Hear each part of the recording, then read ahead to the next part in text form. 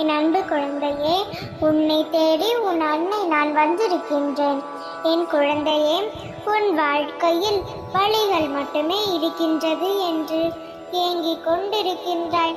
நல்லதும் சந்தோஷமும் பெயரளவில் மட்டும்தான் என் வாழ்க்கையில் இருக்கிறது. ஆனால் துன்பங்கள், துயரங்கள், சோதனைகள், துக்கங்கள் என்று எல்லாவற்றையும் நான் அனுபவித்து விட்டேன். நான் மற்றவர்கள் மீது அன்பு செலுத்தினால் ஏமாற்றம் கிடைத்தது. நான் மற்றவர்களுக்கு உதவினேன், துரோகம் கிடைத்தது. நான் மற்றவர்களுக்காகவே வாழவும் செய்தேன். என்னை கை நழுவி விட்டு சென்று விட்டார்கள். இந்த வாழ்க்கை என்னை ஒரு வழி பாதையா? துன்பங்கள் மட்டுமே வந்து கொண்டிருக்கின்றது என்றுதானே இப்பொழுது இந்த நொடி நீ நடந்து கொண்டிருக்கின்றாய். இதோ உனக்கு பதில் தரவே நான் வந்துள்ளேன். இந்த மனித வாழ்க்கை எப்பொழுதும் ஒரு வழிபாதை அல்ல. இந்த வாழ்க்கையில் உள்ள அனைத்திற்கும் இரு வழிகள் இருக்கும். அப்படி இருக்கையில் உன் பிரச்சனைகளும் அதற்கான காரணங்களும் அது வந்த வழியையும் உன் அன்னை நான் அறிவேன். இந்த வாழ்க்கை பயணத்தை துறக்குவதற்கு பிறப்பு என்ற வழியை ஏற்படுத்தி அனைவரும் வருகிறார்கள். பயணம் முடியும் பொழுது இறப்பு என்ற வழியில் சென்று விடுகின்றார்கள். இரவு ஒரு வழியில் வந்தால் பகல் ஒரு வழியில் வரும்.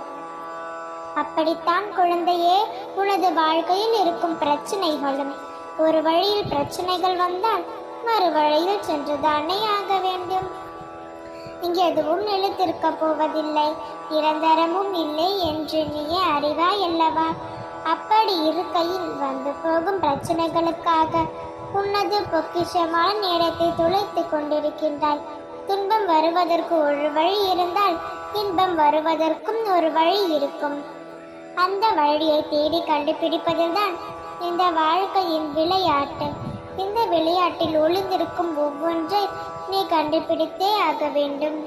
உனக்கான எல்லாமும், நீ கேட்கும் எல்லாமும், நீ விரும்பும் எல்லாமும் உன் வாழ்க்கையிலேயே ஒளிந்திருக்கின்றது.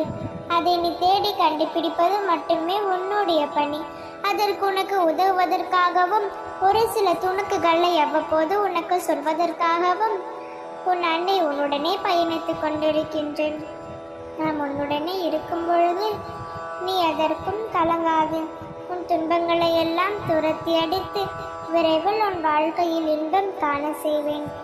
நீ என் பிள்ளை அல்லவா? உன்னை எப்படி நான் கைவிடுவேன்? உன் வாழ்க்கை சர்வ நிச்சயமாக சந்தோஷமாய் மாறும். நம்பிக்கையோடு இரு, நிச்சயம் நல்லதே நடக்கும். ஓம் சக்தி, ஓம் அதிபராசக்தி.